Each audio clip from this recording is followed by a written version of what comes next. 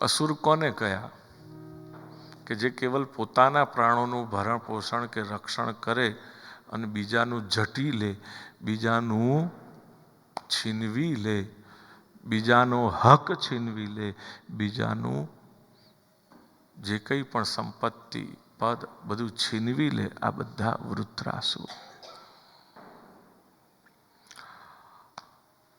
વૃત્રાસુરને માટે થઈ અને દેવરાજ ઇન્દ્રને કોઈ ઉપાય ન રહ્યો. યજ્ઞ તો કર્યો તો ઇન્દ્રનો શત્રુ બને ને ઇન્દ્રના હાથે ઇન્દ્રનો વધ કરે, પણ સ્વરમાં સંધિમાં ફેરફાર થઈ જતા બદલાઈ ગયું. ઇન્દ્ર શત્રુ વિવર્ધસ્વ મા ચિરમ જહિ વિદ્વિષમ.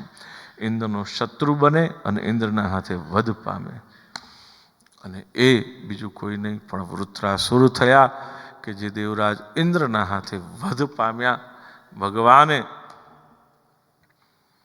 આખરે દધીચીના અસ્થિમાંથી એના માટે વજ્ર બનાવડાવ્યું અને એનાથી એણે વૃત્રાસુરનો વધ કર્યો.